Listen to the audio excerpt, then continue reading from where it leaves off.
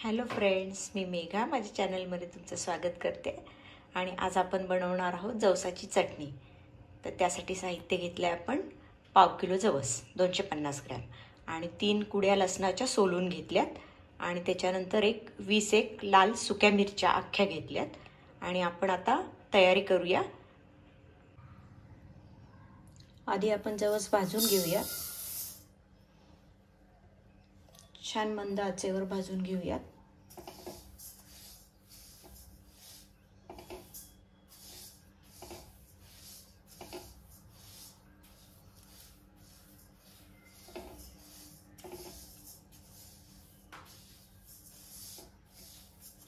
आणि तुम्हाला माहिती आहे की जवस हे ओमेगा 3 फॅटी ॲसिड्सचा स्रोत आहे.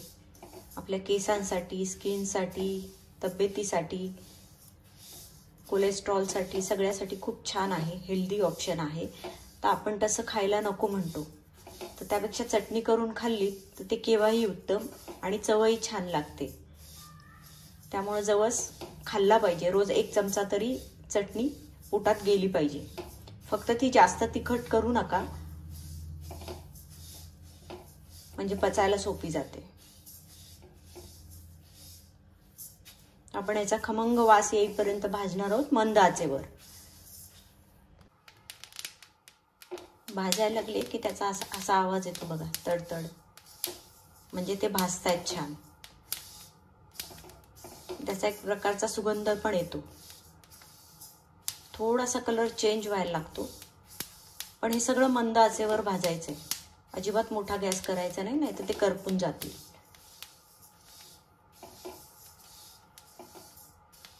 असं हलकं हलकं आणि सतत हलवत राहायचं, म्हणजे सगळीकडून ते एकसारखे भाजले जातील.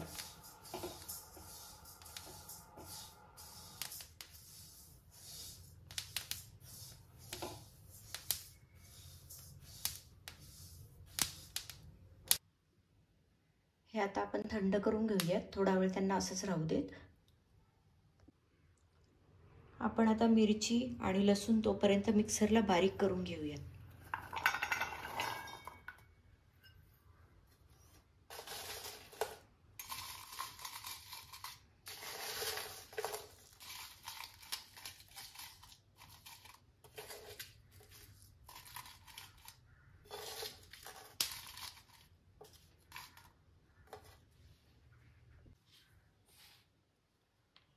यात आपण थोडंसं मीठ घालूया आणि हे फिरवून घेऊया आपण आता मिक्सरला बारीक छान. बघा, आपण असं बारीक करून घेतली आहे, लाल मिरची आणि लसूण आणि मीठ घालून. तर आता आपण जवसही असेच बारीक करून घेऊया. आता आपण हे सगळं मिक्स करून घेऊया.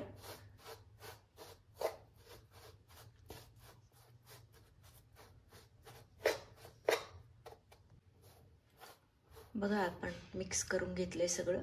चटणी आपली छानपैकी तयार झाली आहे. आणि तुम्ही ह्याच्यामध्ये मिरची पावडर सुद्धा घालू शकता. जर तुम्हाला अख्खी मिरची नसेल तर मिरची पावडरही घालून करू शकता. सेम पद्धत, याच पद्धतीने. आणि तिखट आणि मीठ तुमच्या चवीनुसार घ्या, कारण जास्त तिखट हवं असेल तर तुम्ही जास्त मिरची टाकू शकता. हे मध्यम तिखट आहे, तर तुम्हाला जसं हवं तसं तुम्ही मिरची घालू शकता.